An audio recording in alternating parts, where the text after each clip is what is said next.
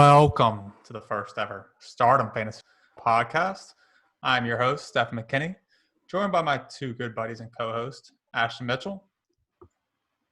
Hey, everybody. And, of course, Jacob Stevens. Of course. Welcome, everybody. Here at Stardom, we'll be bringing you weekly fantasy football advice to help you capture those coveted championships and fantasy glory.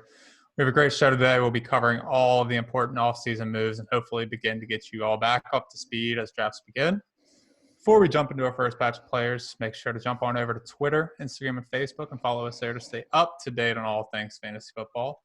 If you'd like to check out our beautiful smiling faces as we talk offseason moves or any of our future weekly podcasts, make sure to hop on over to YouTube and subscribe. And finally, we're on Spotify and Apple Podcasts should you prefer just the soothing sounds of our voices. That being said, neither of you guys have anything else you want to add? Let's jump on into it. Glad to be here, okay? That's what I want everyone to know.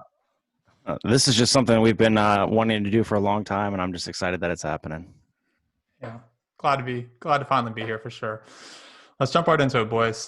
First, we got our quarterbacks, and obviously we can't go into quarterbacks without starting with Tom Brady.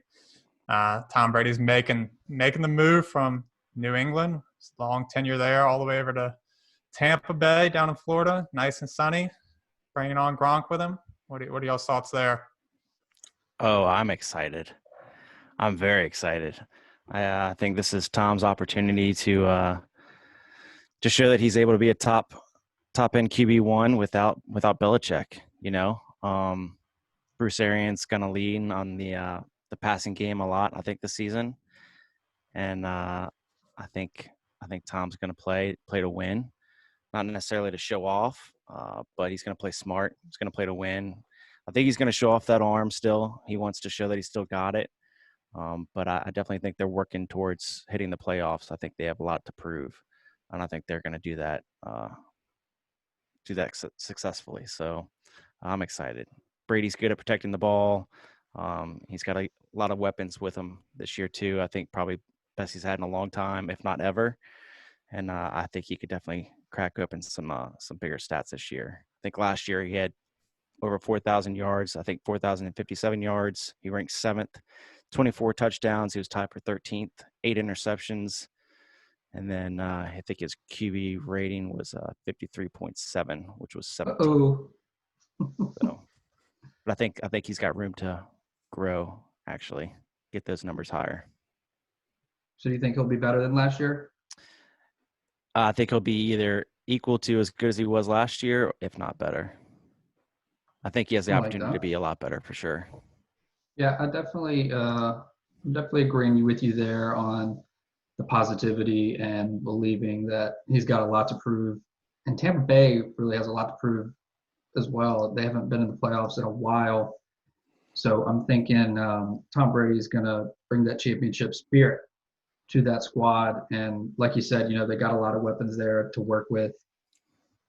Chris Godwin, Mike Evans, and then he brought Gronk out of retirement. So obviously there's a lot to be excited about down in Tampa Bay. Right now, Tom's going at 12 in the ADP currently. I've got him ranked at about 10. So I think he's going to be definitely a QB1 this year. This is kind of where I'm at with him. Yeah, I'm similar to you there, Jacob. I got him as a back-end QB1 on my rankings. I am excited for the fact that he is surrounded by some really good weapons there. I think he's surrounded by the most talent that maybe he's ever been surrounded by his whole career. So I am excited to see what he can do with all those receivers and tight ends that he's got at his disposal. But I do want to play a quick little game with you all to see, kind of get a gauge on where you guys are really at with Tom Brady and kind of compare some of these other quarterbacks going off the board around that same ADP as Brady and see what you guys think. So first, to start it off, we'll go with Aaron Rodgers. He's currently being drafted as a 9th quarterback off the board, so a little bit higher than Brady at 12. Where are you guys at there? Would you take Brady or Aaron Rodgers? Oh, I'm going Brady. Yeah, I like Brady there. Things are not looking so hot in Green Bay on the passing front. They didn't draft anything for Aaron. So I think they're going to kind of stick to that plan. I mean, they had a great season last year, not fully using Aaron Rodgers. So I'll take Tom and all the weapons that he's going to have down in Tampa, TB and TB. Yeah, I'm on the other side than you guys. I'm going to take Aaron Rodgers. I think he just has too much talent still left in the tank. He doesn't have as many weapons as Brady, but I think, he's a guy who can win MVP in a year. So I'm still going to go with Aaron Rodgers for me. The next guy I have is Jared Goff. He's had some big years in the past, always throws for a lot of yards. You guys taking Goff or Tom Brady? Oh, 100% Tom Brady. Goff just I think Brady's definitely set up for more success than Jared Goff is. I'll just leave it at that. Yeah, I'm totally in agreement there. Give me Tom. Yeah, I'll take Tom as well. Just too much talent in Tampa Bay. Next up is another veteran, just like Brady, Big Ben. Jacob. I like Big Ben this year actually. Let me see how much I like him. I can't remember. Shoot. While he's looking, I'm gonna go with Brady. Even though Ben shaved his beard, he said he's good to go with throwing the ball full capacity. It's hard for me to stray away from Brady on this one. Yeah, I'm gonna stay true to my rankings, and I will take old Tommy Boy here. Big Ben's coming back from a really weird injury, but I wouldn't say that he's injury prone. He actually had to get Tommy Johns. So he was trying to throw a sideways pass, and that's when it popped in his arm. So I'm not worried about him getting injured. I think he could have a good year, but I got a feeling Tom is just gonna take care of business. Yeah, I'm going to take Brady as well. I think there's too many question marks with Big Ben coming off the injury. Next up, we got Carson Wentz in Philly. What do you guys think about that? I have Carson just below Brady at 11. As much as I like Carson Wentz, and I think they added a lot more weapons on his offensive side here this year. I think Brady's still a smidge ahead of him. I hate Carson Wentz. I don't know what it is, man. I don't think he's a leader of men. I know they kind of like him there, but every time it gets to something serious, the game's on the line, he goes and gets a concussion or something like that. So is it fair to say you take Brady over Wentz? Yes, that's what that was the next thing I was going to say. I figured so. Yeah, I'm on the same boat. I definitely take Brady over Wentz. I think Wentz doesn't have anywhere near the amount of talent surrounding him as Brady does now. Definitely taking Brady there. All right, to get a little more difficult here, what about Matt Ryan? I'm gonna go Matt Ryan on this. Yep. Sorry, Tom. I'll take Matt Ryan there as well. Still the GOAT. I'll take Matt as well. So it's a clean sweep for Matt Ryan. And lastly, another future Hall of Famer, Drew Brees. Oh, Drew's on his way out. And it's sad to have to say that in comparison to Tom Brady, who's also on his way out. They're both old. I mean, from one old guy to the next old guy out here. There we go. Okay. I think Breeze is hungry to break a few more records this year, and you're looking at two very competitive guys here, but I got to lean on Drew Brees this year. Yeah, I think Tom's going to play a couple more years because he's a gifted person. But I do believe the Breeze knees is going to go out in the blades of glory and have a great year, and then he's going to retire after the Saints win the Super Bowl. Ooh. I'll take there. I'm gonna go with well. But I will take Drew Brees over Tom again.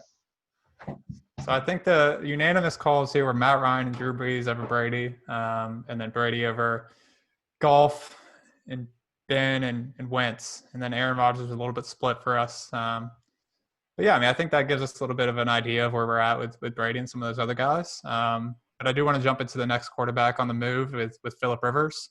Again, longtime stand in LA, taking the move over to Indianapolis, kind of replacing that Andrew Luck, Jacoby Brissett situation there. What are y'all's thoughts on that move? 17 years with the Chargers. I like Almost as many kids. Drew. I like him in Indianapolis. Last year, didn't get off to a great start for the Colts. One of the best quarterbacks we've seen in the last 10 years, and Andrew Luck quits. He just quits. No, he retired. He was having those injuries. So they had Jacoby Brissett come in, and it was kind of a waste of a year with that. They have a really good O-line out there. But I do think Phil is going to reclaim his former glory. And I was looking at it earlier, and they actually have one of the top 5 easiest schedules for the year. So with T.Y. Hilton, I mean, they're kind of limited on the wideouts, I think, but he still got Marlon Mack and Jonathan Taylor, JTT. What's his last name? Jonathan Taylor. Taylor. Yeah, that guy. They're going to catch a lot of passes, so I think he's going to have those options to get some fantasy points and finish. I think I've got him in a wide receiver or QB2 this year. Yeah, I'm probably a little bit lower on Phillip Rivers than you guys are this year. I have him at QB 22. I mean, I think he's definitely in a better position this year than he was last year, but I don't foresee him boosting his numbers too much. He's one of those guys where in fantasy, I've had him a couple times on my teams before, and he'll hit 5-6 games where he's putting up 20, 25 points, which is awesome. But then after that, he'll just sink. That's not enough. It's not consistent enough is what it is. And it makes me very hesitant with him. And I like the guy. I think he's an awesome, quarterback. I think he's a good team leader. I think he's a, veteran of the game, but it's not enough for me to fully invest in him as a QB1. Yeah, I'm kind of in that same boat. I think we all have him kind of similarly rated. For me, I just think last year there's just too many mistakes for Phillip Rivers. I do like that he's behind a really, really good line in Indianapolis now, so it gives him a little bit more time to make the right call and make a good pass. So I am excited about that situation. But overall, I think he kind of finishes around 20 to 21, somewhere towards that back end QB2 range for me as well.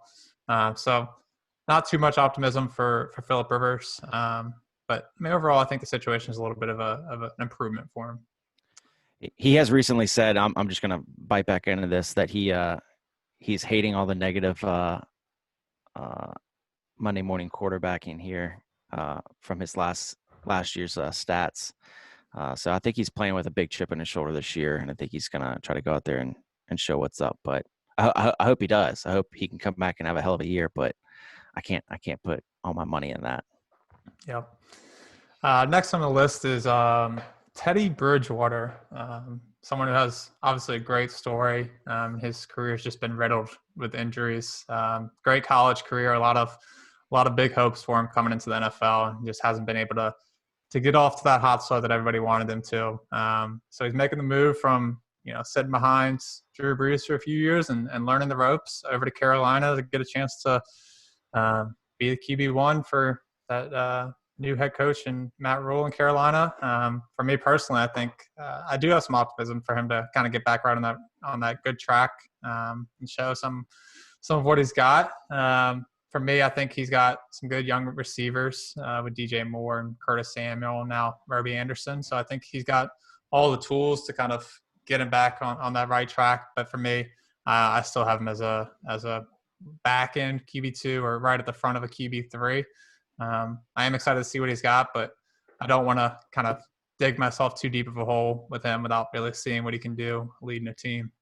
What about you guys? I have him at where do I have him? I just pulled him up. I think you got him We at all have 25. him pretty much. 20. Yeah, I got him at same. 25. I I think he's gonna show what's up this year. I think he's in a position to kind of unleash a little bit more. I think he went into New Orleans last year and did exactly what they wanted him to do, right? Which is just get some wins, get through some games, and set it up for Drew Brees to come back. Um, I think he's going to be able to run the ball more this year. I think he's going to be a little bit more mobile.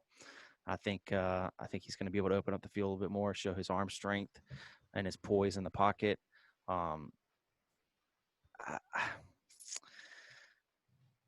I can see them. I can see them making a run with it, and I can see with a new building on the offense there, new coaching staff, new coach. I'm a little bit worried about him getting breaks between his defense being out on the field. I think they got a lot of work and building to do on that end, but A lot. that just gives him more opportunity to put up more numbers, right? So I just hope he stays healthy. That's my big concern. Yeah, so I originally thought that I was the most negative on Teddy, but turns out I have him ranked the highest. I'm kind of on the same boat as you guys. He's got to be able to prove that he can air it out, because, as you said, he did take over while Breeze was down. But I think anyone with an arm that could throw a football would have led that stacked team to those wins. He did play pretty well, but I So we I missed want our to see. opportunity of being a QB1. Yeah, exactly. Shoot. But no, I just want to see him air it out. Hopefully they let him, because I do feel like the same way though that the Saints that didn't really let him. He was a game manager there, so we need to see him at his peak, airing it out, and I want to see that he can support multiple wide receivers because he's got the talent there, and another guy with an easy schedule, and an easy schedule grading anyway, the fourth easiest. But I did want to add that their defense sucks. Thank you. I did. And the last two guys I do want to hit on real quickly, just so that our listeners are aware of kind of the new situations for these two guys. They might not be as relevant as these first three guys that we covered, but I do just want to make sure everybody's aware. Nick Foles, the Super Bowl MVP Nick Foles, making the move to Chicago Bears. Any thoughts on that one real quick? Yeah, I believe they brought him in, or they have even said that they brought him in to kind of challenge Mitch Trubisky. And I don't know what the challenge needs to be. Mitch Trubisky should be on the bench, and I think that's where he will end up at the start of the season, as long as they get a full preseason, or just like have their camps in, where Nick Foles can kind of learn the system over there. I think that would be the only reason that he wouldn't start. And they really don't have a lot of weapons out there outside of Allen Robinson, who's been really good with Mitch Trubisky. So that speaks volumes on how good he can be. And another schedule got the guys. I was checking out the schedules, seeing how hard they were, and they've got the second easiest schedule. So I think they might win 5 games instead of 4. Ooh. So I'm not very big on Chicago. Yeah. Nick Foles. At least a situation to monitor as we get closer to drafts, keeping in mind, if you are going to draft any of those Chicago weapons, whether it be Tariq Cohen, Allen Robinson, Anthony Miller, David Montgomery, one of those guys, keep in mind kind of the quarterback situation. If anything comes to fruition, if they name either Mitch or Nick Foles the starter, kind of keep that in mind as we go into these drafts. The last quarterback I do want to mention before we move on to running backs is Jameis Winston. Coming off a great year in terms of fantasy numbers, the 3rd overall quarterback last year, making the move to back on up Drew Brees in New Orleans. So obviously we're not drafting him anymore. We're not expecting him to be number 3 this year, but don't go out there and pick up Jameis Winston early on in your drafts. Keep him on those waivers until something happens to Drew Brees. So do want to make sure you guys are aware of that, so we're not getting crazy and drafting him high up in our drafts. But with that being said, that is a quarterback moves of significance, at least fantasy. I do want to go ahead and jump on over to the running backs. I think there's some pretty big names that made the move this year that I do want to hit on. We'll start it off with maybe not the household name, but Peyton Barber. He's a guy who split time in Tampa Bay last year. A little frustrating situation down there, making the move to join good old Ashton's team of the Redskins. For me personally, I think this. Not sure what that situation is going to look like in terms of their running back of choice in Washington. So I'm kind of just keeping an eye on it. Maybe take a flyer on one of these running backs in Washington later on in your drafts. But I still have him ranked really, really far back at 80, running back 81 for the year. So Woo! yeah, he's deep on down there. So Go Redskins! Not a person you have to draft. What about you, Ashton? Yeah, I think you can kind of speak more to it, being the local Redskins fan. Yeah. Peyton shouldn't unpack his bags. I don't believe that he's going to get any playing time with Washington unless something drastic happens between now and week 1. I just look. I think he can be useful. I think Redskins have 9 running backs on their roster right now, something like that, half their roster at least. Yeah. So I mean, they have a lot of talent and depth right there. I don't foresee Peyton's skill set and talent being utilized in their game plan. I honestly don't even know why they brought him in. I don't know if it's more of like a kind of see where his leadership level is and see what he could do with some of the younger guys. But I don't foresee him sticking around. So I think overall, if you like that frustrating train ride that you got last year with Peyton Barber in Tampa Bay, you're going to be right along for the ride this year in Washington. So I thought you were just talking about the Redskins in general. Whoa.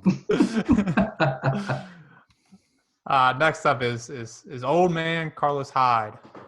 Seems to be hopping around teams left and right every year.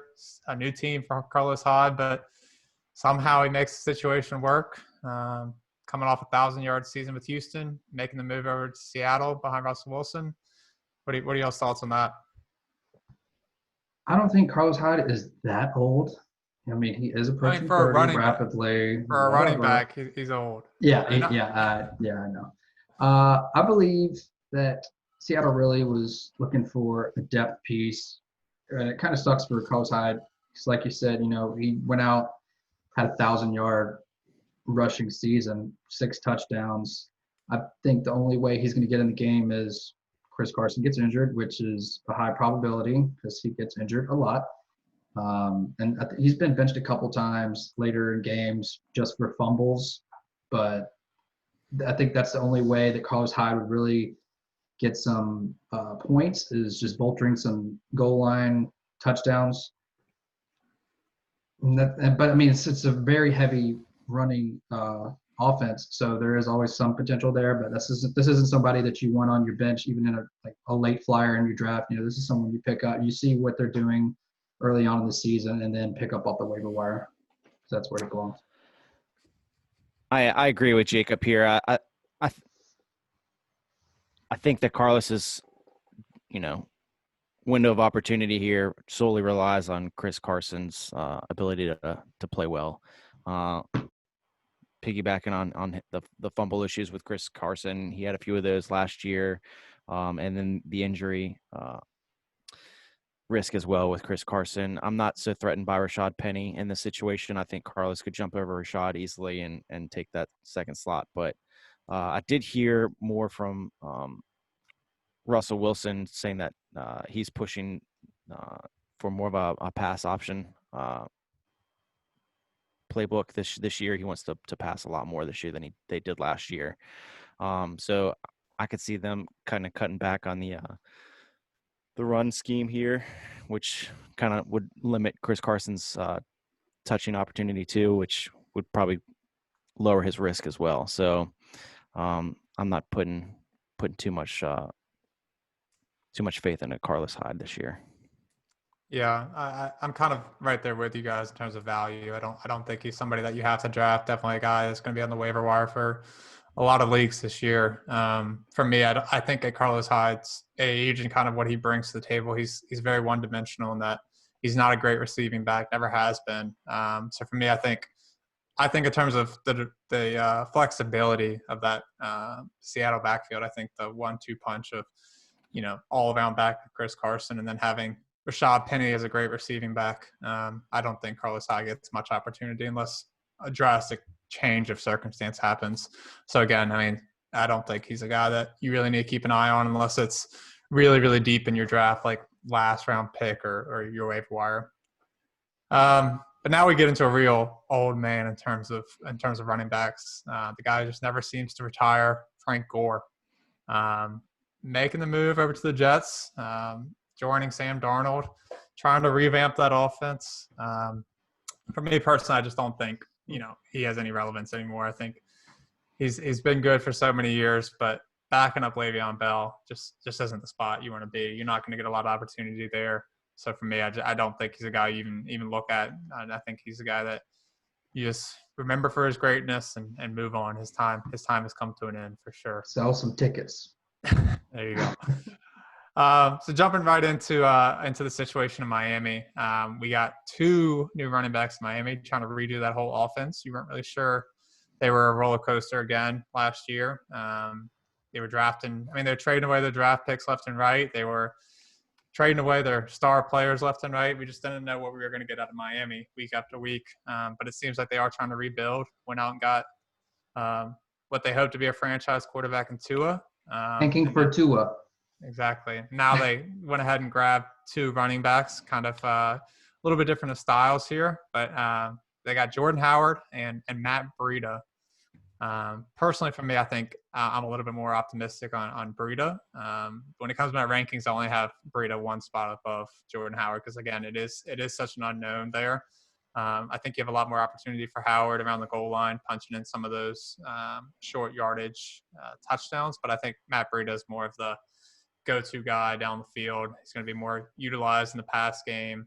I think he has more athleticism than Jordan Howard at this point in his career. So I think I am a little bit more optimistic for Breida to actually have some sort of relevance this year in fantasy. I do see him as a running back 3, but I think either one of them really could surprise me and be a running back 3 this year. What about you guys?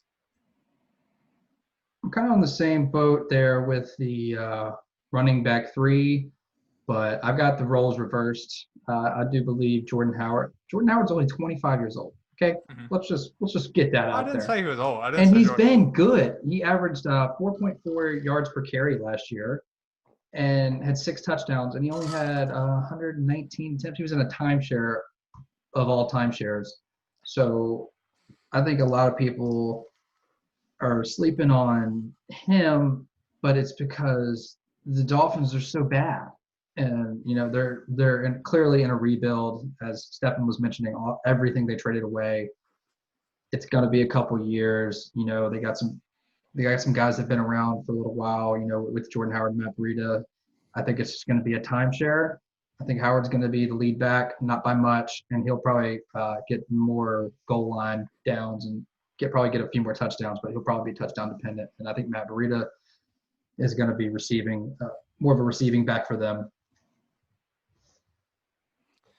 Yeah, I agree. Jordan's going to be ahead of it. Breida here. I think Breida's durability is a factor. He has trouble staying healthy and staying on the field. I think Jordan Howard's going to be the 1-2 back here. Breida definitely the passing option, and Jordan's probably going to be the goal line option as well. I just, I think when Breida's healthy, he's phenomenal, and I think he could. If you're looking for an RB2 or RB3 option, flex maybe, I wouldn't be super upset if Jordan was gone and I have to pick up Breida. I still think he can be an asset. I just I'm not putting too much faith into Miami's offense right now. I just kind of want to see how they roll out, see what they really do and what they work with. They could fool me and go out there and be surprisingly good. I have to see it in action first. Yeah, I'm not too sure about Miami being any good this year, but overall, I think that situation is one to monitor. I don't know if you want to get back in that timeshare situation in terms of fantasy, but I do want to move on to another guy making the move over to a Florida team, Chris Thompson, longtime Redskin, making the move over to Jacksonville. I don't think he has any relevance, but I'm going to let you guys chime in on what your thoughts are there. Look, I think if he had to land anywhere, I think there's not a better spot than Jacksonville for him. Jake Gruden was a huge supporter of Chris Thompson. I mean, Chris Thompson actually broke into tears when Jake Gruden was fired in Washington, and talked about how Jay was his number one fan and supporter and how much he meant That's to him. Bud. Hey, look, I mean, I get it. I think Chris Thompson could be a big surprise in Jacksonville if Jay can go into Jacksonville as the OC and actually have a little bit more flexibility as an OC in Jacksonville than he did as a head coach in Washington. I think, his play calling and all that was pretty limited there under Bruce Allen and all that, but what a mess that was anyways. Not going to talk about that now, but I do believe in Chris Thompson's ability. I still think he's really agile, fast, and has great hands. I'm interested to see how it rolls out. I don't think he's going to really affect Leonard Fournette here as far as rankings or stats here, but it could affect their offense in general just to see how play calls come out. Yeah. Aside from helping Fournette out, I think he's basically going to be a third down back, and he's in 3 seasons. He's only played in 31 games, so he's missed 17 games. So the durability is obviously a question, not really his talent. But Fournette is going to be a workhorse. They didn't sign him for his last year on his contract, so he's just playing this year out. I think they're going to run him into the ground, and Fournette's definitely going to lead that backfield. They're not digging on Fournette this year in Jacksonville. They've been trying to get rid of him. I'm just curious to see what they're going to do as far as allowing Fournette to be a huge factor in Jacksonville. I mean, obviously they're going to use him. They're going to play him as the RB1, but they're trying to get rid of him. they don't want him. They don't want to sign him to a big deal. Yeah. I agree. So yeah, so more to come for that for sure. But I do want to jump into the big 3 names here in terms of running back moves. First off, I'll go ahead and start with David Johnson. Guy who's been, you never know what you're going to get with David Johnson. At one point, he was the overall running back 1 and by a mile back in 2016. But David Johnson's making the move to Houston. Again, a situation where you're not sure what you're going to get with these Houston running backs. You've had Lamar Miller, you've had Carlos Hyde, guys who you're not really ever sure about in fantasy, but ended up being pretty good. So I'm excited for David Johnson to get a new opportunity in Houston, playing with a young, great quarterback in Deshaun Watson. I think he's going to be a consistent running back this year. Finally get a chance to not have to worry about anyone behind him. I think it got a little frustrating last year with Kenyon Drake at the end of the year. But I do want to see what David Johnson can do in a new situation. I think we all have him around similar ranks, but I think we all kind of think he's going to be a middle of the pack running back 2, but overall I think he's going to be consistent. What do you guys think about David Johnson in Houston? I like it. I like Dave heading there on one of the most lopsided trades ever, sending one of the best wide receivers in the game right now out to Arizona. But for the money he's being paid, because they are paying it all, because he signed one of those big contracts that everybody's regretting signing these lead backs, and they're paying him. So as long as he stays healthy, I think he's going to be lining up, catching a lot of passes. I think that his floor is a running back 3, which is kind of, Carlos Hyde we talked about earlier. That's what he was able to do there in a high-scoring offense. I think David Johnson, I think that's his floor. Like, I don't think he's going to be any worse than that. And I got him with some upside. I think it's also a make-or-break year. What kind of upside do you see for David Johnson? Like, realistically, how high can he really finish in your mind? How high can he fly? Is that what you're asking me? Basically. I think he could approach running back 1 numbers if he's catching up passes and just getting the volume that he's gonna. I mean, they're gonna pay him as long as he doesn't get injured. I think he could move on down there. I've got him at 17 right now, so that's a few slots away. But I think it's a make or break year for him. Like you said, we've seen so much from him. Glory, not glory. This is it's going to make or break year. He needs to go out, show out, or he might be donezo. So but I've got him at 17 right now. I have him at 19. I think if he stayed healthy and got through the year and got as many touches as we think he's going to get, just like Jacob's saying, they're going to play him. I think he could finish top 15. I don't have him in top 10, top 12. Yeah, I mean, I think his ceiling for me personally, I mean, it wouldn't surprise me if he finished in the top 10 for running backs. I mean, where I have him now, I have him at 18, but I mean, I think all of us know what this guy can do. And for his ADP right now, he's the 24th running back off the board. So I think you got some real value there in drafting that guy. So definitely a guy I'm keeping an eye on during my drafts. But yeah, I think it will be exciting to see what he can bring to Houston. The next guy I have on my list is one that was more of the confusing side of moves this offseason. Melvin Gordon makes his way to Denver to join Philip Lindsay and Royce Freeman. You don't know what you're going to get in that backfield. How do you guys think that's going to play out? I think this is a great move for Gordon and the Broncos. I think getting Gordon in there to set up as RB1, it's smart. I like Philip Lindsay, but I think RIP. What's that? RIP to his fantasy value. Yeah, he drops a little bit, doesn't he? I mean, but that depends on Gurley's health too. I mean, hopefully Gurley can stay in the game and stay healthy and put up some sweet numbers. I think it's going to depend on his touching opportunity. I think they are projecting him to get 12 to 15 touches a game. I think that could be a little bit higher. I think he's probably looking maybe towards 15 to 20 touches if they start rolling out and kicking butt. But like you said, they do have a talented RB2 in Philip Lindsay, and I'm curious to see how much they use him as well. I'm wondering if they reserve him for the first half of the season, kind of see what Gurley can do in case he does become injured. I don't think they're going to want to burn out Philip Lindsay as well, but we'll just have to see. We'll have to see how that rolls out. Melvin Gordon. I mean, we've seen him be good. Last year, did a little bit of a holdout special. We seem to get one of those every year. I think he's a very talented running back. I think he's going to have better numbers than last year. I feel bad for Philip Lindsay because of what he's done the past few years as an unsigned free agent. I think Royce Freeman is see you later. And I got Melvin Gordon looking at a RB2. I screwed that up. I was saying Gurley. I meant Gordon. I do apologize. Yeah, for me, I have Melvin Gordon. I think I'm the highest on Melvin Gordon. I am really excited about what he can bring to Denver. Just a little stat to throw out there for you guys.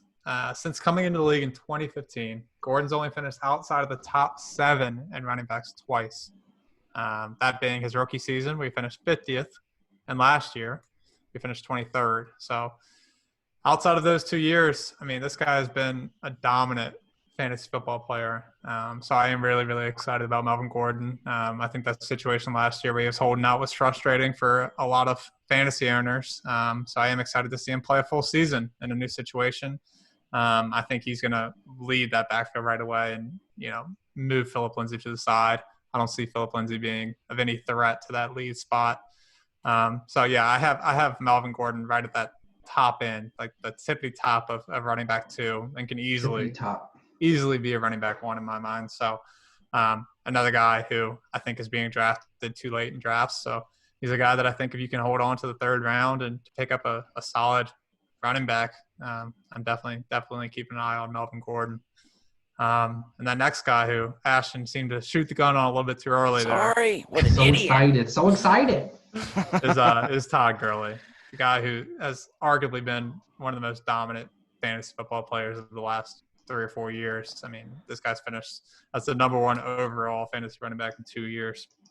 So Todd Gurley making the move from LA over to Atlanta, join Matt Ryan and Julio.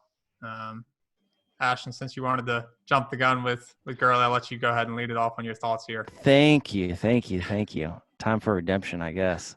Hey, I'm excited about Atlanta's offense this year. I think this is a great landing spot for Gurley, and Girl. Gurley. Look, his stats last year, he had 223 attempts. He was ranked 17th with that. 857 yards. He was ranked 20th. He had 12 touchdowns. He was tied for 5th. I think his numbers are going to boom this year as long as he stays healthy, as long as his legs don't snap in half. I don't think he has any competition underneath of him either. I think behind that great Atlanta offensive line, I think he's going to have a lot of opportunity to put up some good numbers each week. Jacob, since you're the schedule guy, what does Atlanta's schedule look like this year? What are they ranked as far as challenges? Oh, you had to go ahead and ask me that after I got it off of here. Here we go. Let's see. Let me look how we got. Okay, for running back, he's got a 3 out of 5 stars, so that's pretty good for him. I personally, I want to see some improvement on the offensive line. Actually, Devontae Freeman, obviously, he was on his way out, but still, they had some issues with the offensive line, him running behind there. But other than that, that knee is pretty scary. But I think he could really do some damage as well. I think they're trying to revamp everything down there in Atlanta.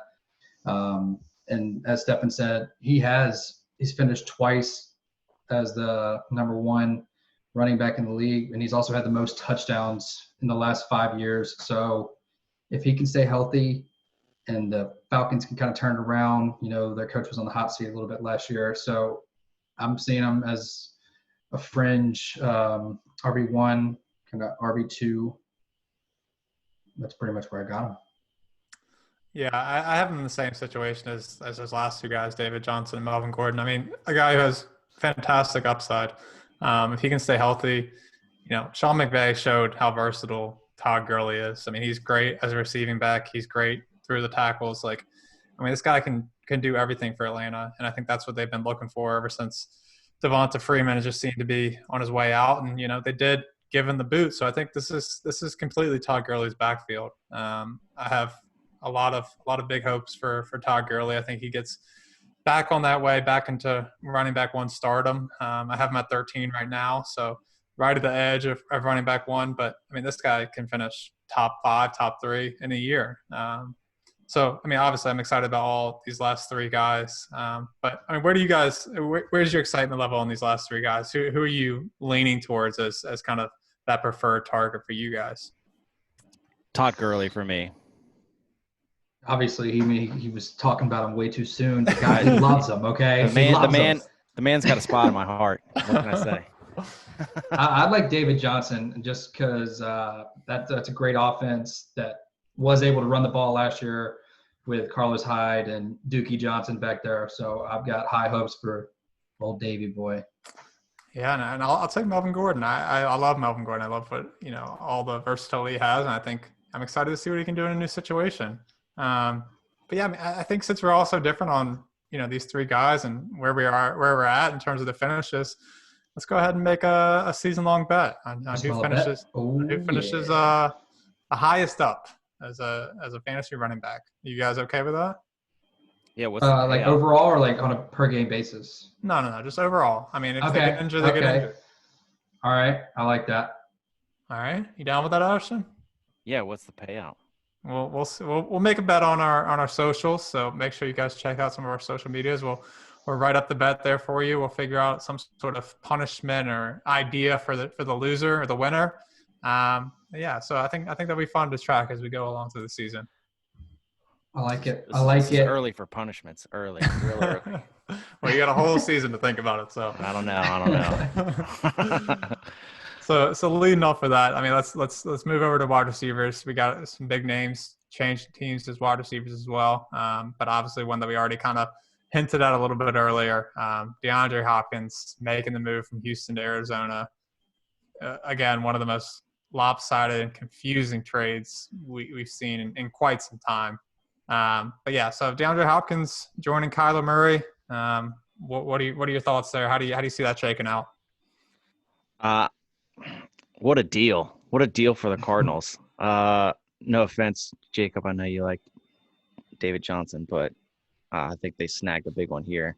Oh yeah, I big think the time. Cardinals are trying to build their offense, and I think they're definitely trying to build their passing game. And I don't know of a better receiver they could have landed in that deal than DeAndre Hopkins. Um, I know DeAndre had a great connection with Deshaun Watson, but I think DeAndre is one of those receivers that can go into any team under any quarterback and succeed because he's so stinking talented. And I don't see that changing going into Arizona. I think he's built for success, and I think he's going to succeed in Arizona with Kyler Murray. I think 8 out of the 11 games that they finished the season with, I think they had 3 receiving touchdowns in 8 of the 11. So I think they're definitely building up in the passing scheme there and looking towards building that into this season, which I think they're going to do. And I think they're going to be pretty successful at it too. So I can see DeAndre staying in the top 10. Where do I have him? I think I have him at 6. 6. Yeah. And I feel pretty confident with that. If not, maybe being bumped to 5 as long as Kyler and DeAndre can stay healthy. Knock on wood. Man, Hopkins, so good. I think I've gotten the lowest of all 3 of us, all the way down at 7. I he had such a great connection with Deshaun Watson. I think it's going to be. I think people are sleeping a little bit on Christian Kirk and how much targets he's going to soak up this year. But at the same time, Arizona's got 156 vacated targets, which is top 5 in the league. So he can definitely come in and get those. But I do think it's going to be spread around a little bit. And that's why I'd have him taking a little bit of a dip, just moving down to 7, which, I mean, I think anybody would take that. But I think he's going to be around the same, like I said, same stats, probably some regression. He might start a little slower, getting used to that system, getting used to Kyler Murray and building that connection. But once that's built, I think he's just going to take off and be wide receiver 1 for sure. Yeah, I mean, this guy, as we've all said, is so talented. Maybe the most talented wide receiver in the NFL. This guy, I mean, he's so good. He can do everything. I think being with Kyler Murray, I think it has to be a huge upgrade for Kyler Murray.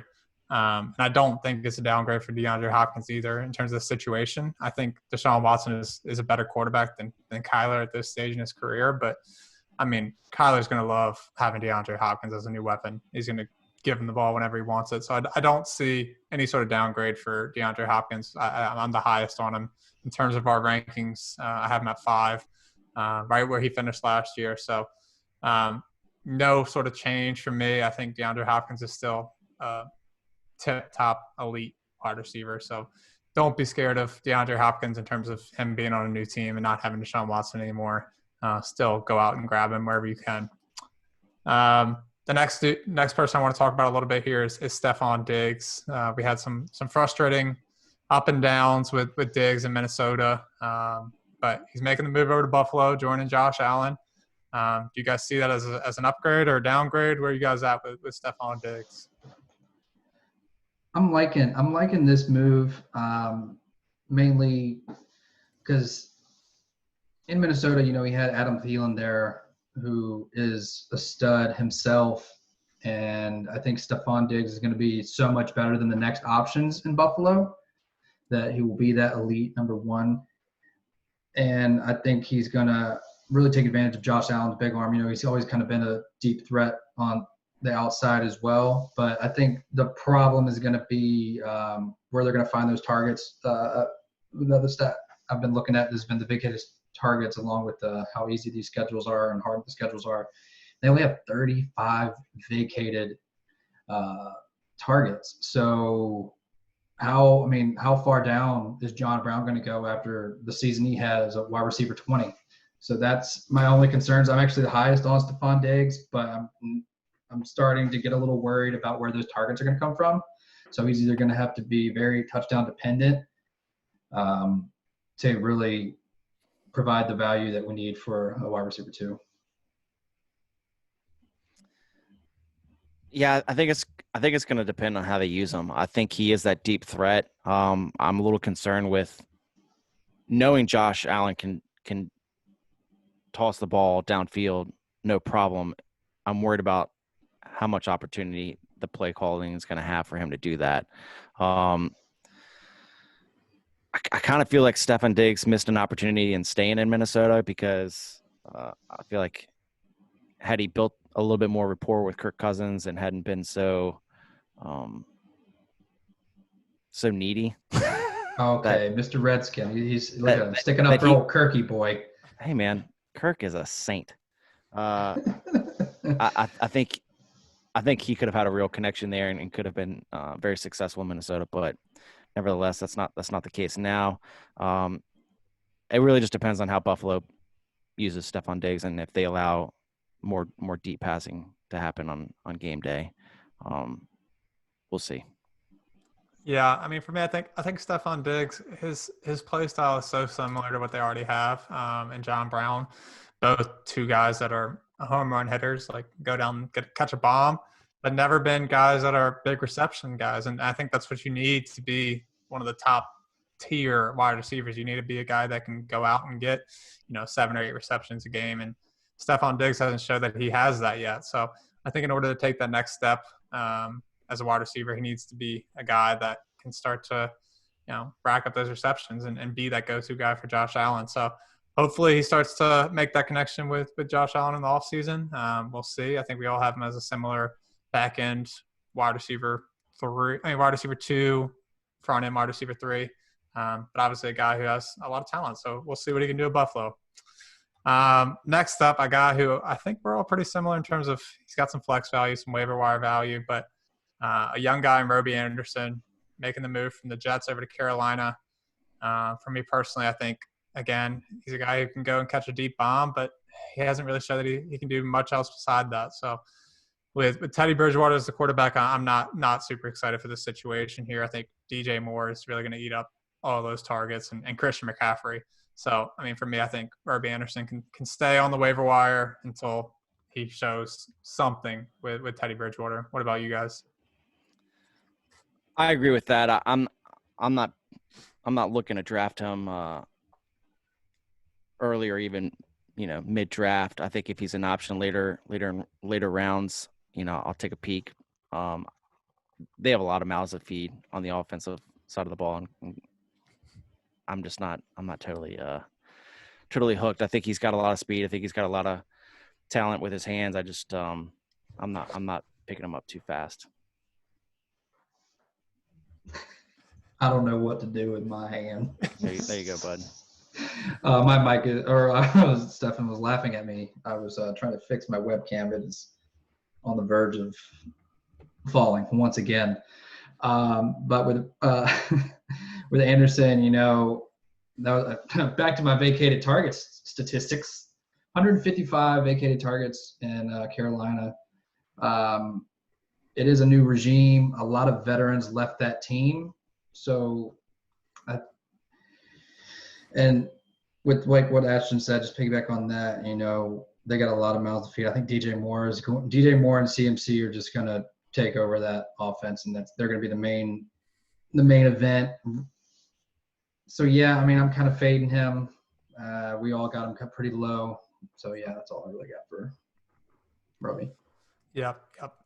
I do want to talk about a little tandem, little combo pack of sorts. Making the move down to Houston to fill those big shoes left behind by DeAndre Hopkins. Of course, we're talking about Randall Cobb and Brandon Cooks. And Brandon Cooks, he is my sweetheart this year. I think he's a super, super duper value. Super duper value for me. He's currently – his ADP right now in mock drafts is the 36th wide receiver, which makes him a fringe, flex value. So I mean, that's absolutely absurd for me being the wide receiver 1 for Deshaun Watson. I think I'm the highest on him out of all of our rankings right now. I have him at 25th. I think he can easily be a wide receiver 2 and even has that wide receiver 1 upside. But he's a guy, I mean, he's been on 4 – this is his 4th team in 5 years. And the 3 teams he's been on before, he's had 1,000-plus yards with every single one of them. So I don't understand why it doesn't seem that anybody wants Brandon Cooks, but he just continues to produce. So I'm really, really excited for Brandon Cooks this year. Definitely a guy that I'm targeting. Definitely a guy that I want to pick up in any draft that I can. Are you guys as optimistic about Brandon Cooks as I am, or where do you guys see Brandon Cooks fitting into that situation in Houston? So I can go ahead and tell you that Randall Cobb doesn't matter that much, but Brandon Cooks, I think I hinted at that by the the point that I real didn't even talk question about. mark there is the concussions. I think that's why you're seeing him go where he's going. I don't think people are questioning his talent. It's just his brain and his head and keeping it safe. He's good. I mean, he's definitely talented, and he's going to be on a high-powered offense. And he is basically replacing DeAndre Hopkins. So they're the fourth most vacated targets. That was in our social media post. They have 167 vacated targets to split between Randall Cobb and Brandon Cooks. I think Cooks is going to take the Lions' share of that. And where do I have that sucker? Yeah, he's kind of, wide receiver 3. Not as high on him as you are, Stefen, but I wouldn't be surprised if he got there. I think Brandon Cooks is kind of competing in the same gameplay as Will Fuller. Will Fuller has a connection with Deshaun Watson. I don't know. I think if Brandon Cooks is on the field, he's a good option for a wide receiver 2 or flex. I think the man can play. It's just a matter of how much he's going to play. So if you want to listen to the one with brains here, definitely go get Brandon Cooks. Don't really listen to him too much. Pushed up brains. What Brandon Cooks has, man, Mr. Concussion. Next up, the wily old veteran of Emmanuel Sanders, another guy who seems to be hopping his way around teams left and right. Had a short stint in San Fran, making the move to join Drew Brees and Michael Thomas in New Orleans. You guys excited for Emmanuel Sanders there? What do you guys take out of that situation? Let's think. He's playing behind the number 1 receiver in the game with top 5, top 6 QB, who is an instant Hall of Famer. He's going to get looks. He's going to get passes. Is he going to be a superstar? No.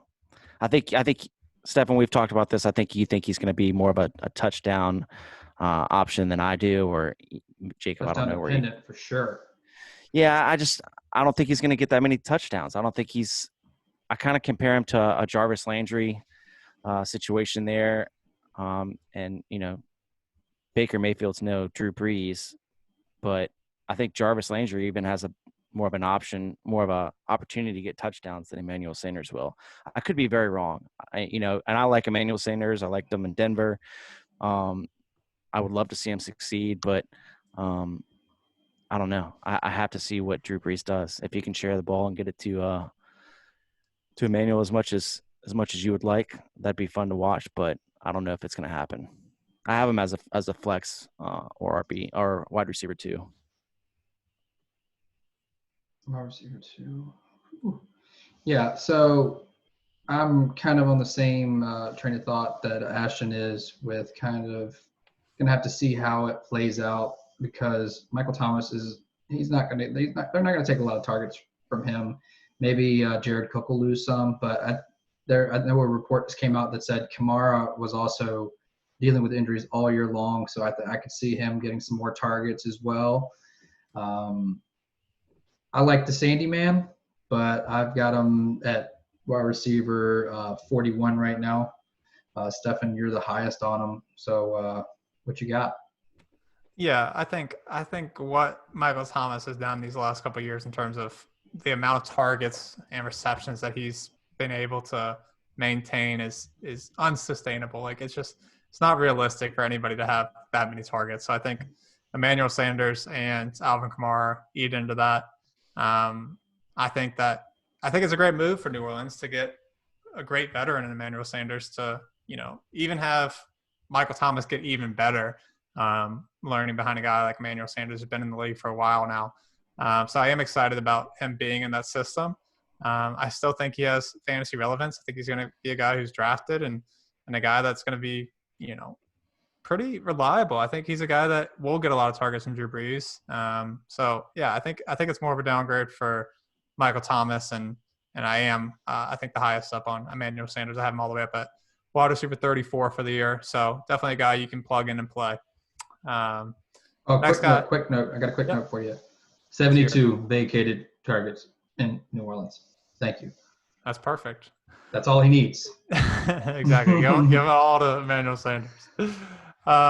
Next guy I want to hit on is Rashad Perryman, guy who was absolutely blazing at the end of the year last year in Tampa Bay, making the move over to the Jets to join Sam Darnold, give him a chance to take that next step forward in his career.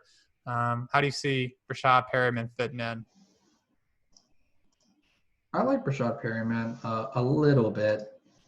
You can't really get too excited about the Jets offense right now. Sam Darnold can definitely, I think he can support him, and Rashad Perryman comes right in and is the wide receiver 1 there with Jamison Crowder right behind him, who didn't have that bad of a year, but I think they've got some work to do. I don't know if Le'Veon Bell was this real struggle last year, if it was the offensive line, and also Sam Darnold, got the old mono, poor guy. But I'm definitely the highest on Rashad Perryman because he is a wide receiver 1 there, and the Jets have the 3rd most vacated targets, 183 targets lost. I mean, that's plenty of him to absorb along with the draft pick with Denzel Mims. So I think he's got a chance to really take a step forward. He's got high draft capital. He was a first-round pick a few years ago. So I'd like to see him really blossom with the Jets. I'm not high on Perriman. I think last year's streak was just that. It was just a hot streak. I see him being more of a streaming option at best this year. 6 touchdowns. 6. Call it a gut 4 feeling. 5 games. Yeah, so 6 touchdowns total in the year. At the end of the year, the last 5 games of the season, 506 yards, 5 touchdowns in 5 games. I mean, the dude was on fire. If he gets a chance to shine like that in New York, I am excited for him. I'm the lowest on him in terms of overall rankings, but I do think he has some good upside. He's being drafted 63rd as a wide receiver overall. So I think if you're going to take a flyer in those late rounds, he's a good guy to look at. Yeah, for sure. With that being said, I do want to move into these tight ends. We got some big names as well in tight ends. I think we can hit on these guys maybe a little bit quicker here, wrap up the show. But I think the first guy who we definitely want to hit on, most exciting move is the guy coming out of retirement, not making a move from a different team, just coming out of retirement. Good old Gronk. Joining Tom Brady in Tampa Bay. What? Do you think this is the Gronk of old, which is superstar Gronk, or is this a new version of Gronk? What do you guys think? Oh, new version. All shiny and ready to rock. He's lost weight. I think he's ready to go, man. I think he's given his body enough time to heal from all those injuries that he was dealing with day in and day out in New England. And I think he's excited to be with Tom in Tampa Bay, man. He's excited to be with Tom. Oh, he's excited. Oh, he's pumped. Man, and the pictures came out of Tom in the uniform. Oh, he looks so tan. So man. tan. Really, he's really enjoying that Tampa. Tampa weather. No, but I think Gronk's going to be an all-star this year. I think people are underestimating his skills. I've forgotten what his connection is with Tom Brady. I mean, that doesn't just wash away after a year of not playing together. They're going to have a connection. I look at him being an absolute red zone threat, big target for Tom. I don't see that changing in Tampa. Yeah, I'm a little scared. I'm like you said, okay, he did lose the weight. He took a year off, but then he's putting the weight back on so fast. I hope he is ready for the season. He wears the big braces. He has been known to get injured a lot. but when he's on the field, I mean, there's no denying his elite talent and that connection with Tom Brady. I think he's currently going around 11. Yep. So I think that's pretty much where he should be. We've got him all ranked out. Ashton, wow, man, you're loving this guy. Got him down at 6. I got him at 13, so I'm right on the edge of glory. It's once you get past around the top 10 or 12, 13 tight ends, it's kind of pretty much a wasteland. Tight end, one of the hardest positions to kind of field. And that's kind of where I'm at with Gronky. Yeah, I'm similar to what you're saying, Jacob. I think there's so many weapons in Tampa Bay to get those targets from. You got Mike Evans, Chris Godwin, O.J. Howard, still even Cameron Brate. So you don't know what that target situation is going to look like. So yeah, I mean, I'm not as high up as Ashton is with Gronk, but I guess we'll have to see with due time. But yeah, I mean, I think just to kind of give us more of an idea, we can play a similar type of game that we did with Brady and kind of hit. Whoa, buddy. I'll take care of this, okay? Okay. I did want to hop back in real quick and let you know there are 108 vacated targets out in Tampa. Always good to know. So we are going to play Would You Rather once again, and I will be hosting and taking over from Stefen. Oh, wow. So here took we the reins go. from you there, Stefen. You gonna let that happen? give me a second. Change things up, okay, guys? All right, here we go. Here we go. Would you rather Tyler Higbee or Gronky? I'll start it off. I'll take Higbee there. I think he's a little younger. A little bit. I think there's more opportunity for him. So I'll go with Higbee. Gronk. Very quick. Good. I think that's going to how all his are going to go. Hunter Henry. Oh, where are you at with Higbee or Gronk? Oh, Gronk. Me? Yeah. Oh, I don't like either one that much, but I'll take Gronk. You just got to pick one. It's not – come on, man. Gronk. All right, so next one. Hunter Henry with the Chargers. Gronk. I'll take Gronk as well. There you go. Stefen, come to the light. Yeah. We don't know what's going on out there. Tyrod Taylor. All right, Austin Hooper. Look, Austin Hooper had an awesome year last year. I don't think he's repeating that this year in Cleveland. I have him down at where do I have him? 16. That's 10 lower than Gronk. So Jeez. I'm going Gronk. Oh yeah, stay true to those rankings, baby. Yeah, I love what Hooper did last year before he got injured, but I think again he's maybe into a situation with there's too many weapons. So I'm gonna take Gronk in this situation. I'll actually take Hooper here. And I think they're both in similar situations on trying to get some targets and just being a talented, just on talented teams. But I'll take Hooper here. And Hooper is going one spot ahead of Gronk. Here we go. Jared Cook. Oh, this one's easy for me. I'll take Jared Cook. Yeah, sure. I don't agree with you, so I'm going to go Gronk. You're taking Gronk in all of these, so it doesn't really matter. Don't ruin it for the audience here, man. It's got to be a surprise. Jared Cook just did not catch that many passes last year, and then Emmanuel Sanders is coming in hot too. So I will take Gronk. I'm going Team Gronk here. Boom. Well, you're more optimistic on Gronk than you think. I think you're right. Ashton, smart. Off on me, my friend. I'm here with open arms, Jacob. Ready to embrace you. All right, last one here. Noah Fantastic. Here we go. He's going a spot behind Gronk. What do you got? Noah Fan. I mean, we already know what Ashton's going to say, so I'll let him lead it all. You don't know anything. No, let's save it to the end, please. Thank you. Don't know. Go ahead, Stefen. I'll take Gronk by the smallest of margins. A little teeny hair. Just a I'll little take him teeny by one? 2 hairs. I'll take him by 2 hairs. 2 hairs. One small hair. Jacob's with Speak for 2. me, please. Lock it in. I'm no guard shaving this and going with Gronk. Right, of course. That's a shocker to us all. I know. I didn't see that coming. I come in big. I did not see that coming. Well, as fun All as right, that is. who we got next, Stefen?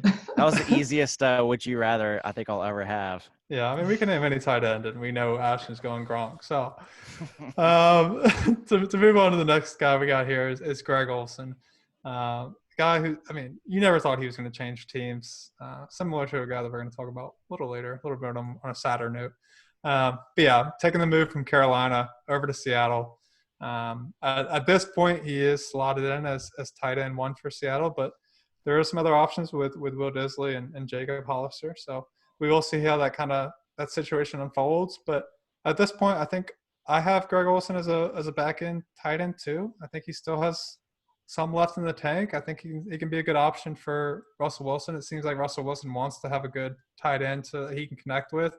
He's always seemed to make these guys that are unheard of at tight end pretty relevant. So I am excited for the situation for Greg Olson. I think he can be a guy who, you can pick up on the waiver wires and be a guy that, you play in the right situation, the right matchup. What do you guys think about that situation in Seattle? I think it's another big target for Wilson. I think he's going to be touchdown dependent. I don't think he's going to be a numbers guy for your fantasy team unless he's getting those touchdowns. So he's tight end 1 in Seattle. He's 35 years old. He's injury prone. Jason Witten 2.0, in my opinion. Oh, come on, man. Sorry. Soft spot. Soft spot. Sorry, guys. Not sorry at all. Yeah, I'm not very optimistic for Greg Olson. I mean, he's going to be the second tight end out there. He's going to provide definitely some veteran presence, but Will Disley is going to be healthy, and I got faith in him. So I mean, we've all got Greg Olson at tight end 2. That's not, or tight end 2 at like the end of it, like 23, 24, 24. That's not where you want to be for a tight end to really provide value. It's going to be kind of situational based. And yes, he's got broken feet, and I'm just not too excited for him. Yep. Next up, I have Eric Ebron, another first-round pick who hasn't quite lived up to expectations. Besides from his 13 touchdown season 2 years ago, making the move from the Colts over to Pittsburgh. Do you think he gets that connection with Big Ben? I kind of like Eric Ebron. I do believe that he will be touchdown dependent. I think Vance Dance McDonald's going to be got it to the side. I think Eric Ebron's going to lead the tight end room there, and hopefully he can get a good relationship with Big Ben. But I think he's going to be tight end dependent, touchdown dependent 100%. But I actually have him ranked the lowest, so I don't know why I'm optimistic. I'm a little hesitant with Pittsburgh tight end options here. I think they have a lot more options for receiving in their receivers this year. I think they're going to look to open the field a lot deeper than they have been in the past. I don't know. I'm not pushing for a tight end from Pittsburgh right now. I like Eric Ebron. I like the situation he's in Pittsburgh. I think Big Ben always throws a lot of yards and throws a lot of touchdowns. So I think Eric Ebron's going to fit right in there. So I am excited for Eric Ebron. I think this is a better situation for him than he had in Indianapolis. So yeah, I'm looking to pick up Eric Ebron for the right matchup. So definitely a guy I'm looking at on the waiver wire. Definitely got to keep an eye on. So right matchup, more of a streaming option then? Yeah, definitely not. He's not my first tight end choice, but I definitely think he's a great person to stream for sure. I agree with the streaming option. Next up, the saddest move of them all, especially as a Cowboys fan. We never thought this day would come. Long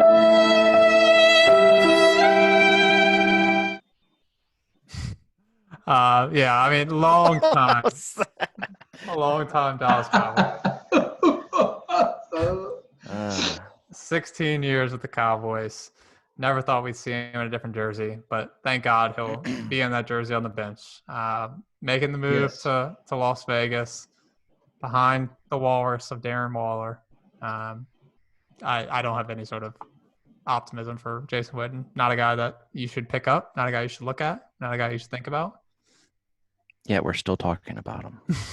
Look, man, he he is not relevant. He was not great at commentating, but I think he should go back to that. No, he should not. He should Oh, not come go back. on. No.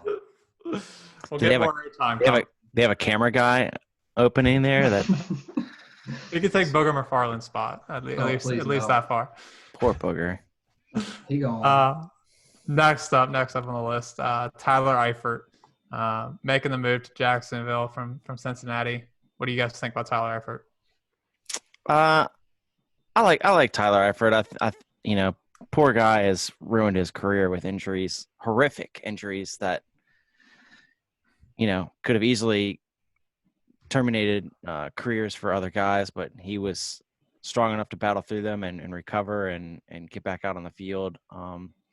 I think Jacksonville's a good landing spot for him. Jake Gruden likes to use tight end options there. I'm excited to see him have some decent numbers this year if they can get him healthy and stay healthy. But I will say this. He's missed 52 out of 80 possible games during the 2014 through 2018 seasons. That's a lot. A lot of missing. That's not good. That's A lot of no missed bueno. games due to injuries. So that's a risk factor for me drafting him. But streaming option maybe.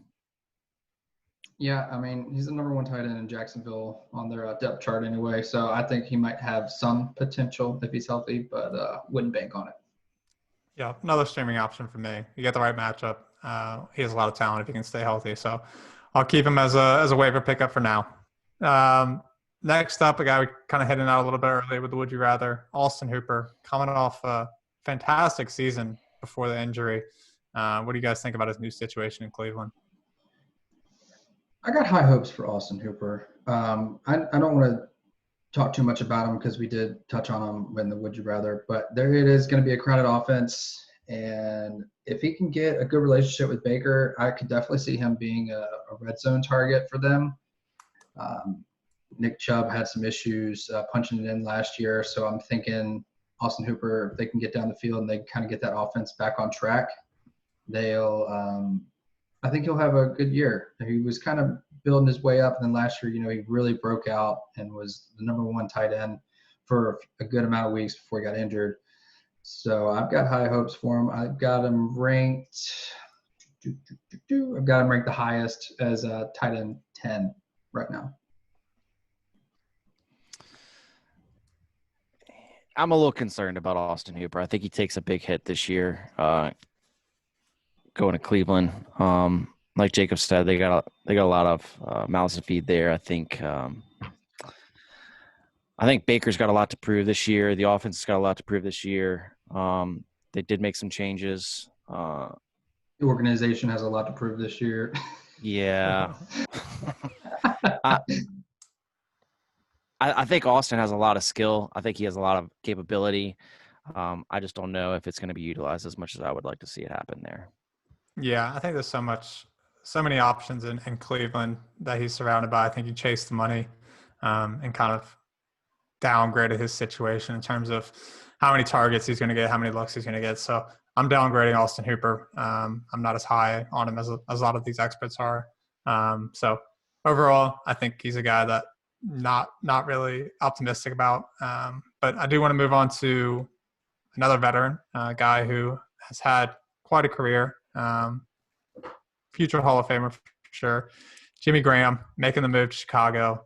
He's a guy we talked on a little bit earlier in terms of, this Chicago offense isn't something that any of us are really excited about. So we are all avoiding Jimmy Graham at all costs unless there is some sort of revelation with him and Nick Foles or Mitch. But until then, we'll keep him on the waivers.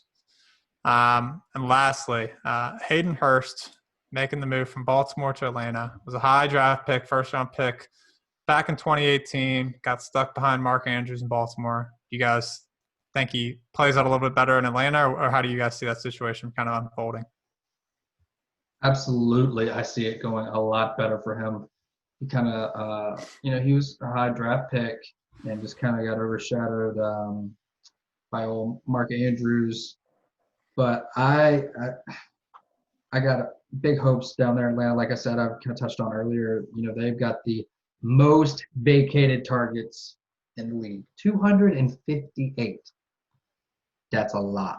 I think Hayden Hurst is going to soak it up, and he's going to have a great year. I got him at tight end 7 right now. I think a lot of people are actually starting to kind of get on this where they got high hopes for him as well, and his ADP might start making its way up the board. He's currently at 13. I don't see that. I don't think it's going to be there by the time this draft start and season start. But I think he could have a really good year, and he's definitely a top 10 tight end for me. I have him just outside top 10. I have him at 11 with significant upside. I think he's phenomenally talented. I think he's going to go in there taking Austin Hooper's spot. They love to use the tight end in Atlanta. They've been using the tight end position heavily over the past few years, and they didn't really replace Mohamed Sanu. I think they have a lot of option to throw towards the tight end this year, and I think Hayden Hurst is going to show his abilities. Yeah, just like you guys, I'm really excited about Hayden Hurst getting a chance to kind of step in and show what he's got. You never really seemed to get that opportunity in Baltimore, even though they drafted him really high. So I think especially if his ADP sticks around where it is, he's a super value, and you can let all those other people draft those higher up guys and wait it out for Hayden Hurst, build your depth at running back and wide receiver. So yeah, I mean, definitely it seems like for all of us that we're targeting Hayden Hurst in drafts, he's got a great opportunity in Atlanta to step right in and make an impact. So super excited for Hayden Hurst. But that kind of wraps it up for offseason moves. Thanks for tuning in. Make sure to follow our socials and stay up to date on all things Stardom Fantasy Football. For the remainder of the offseason, we're going to be releasing new episodes every Tuesday, so make sure not to miss any of those.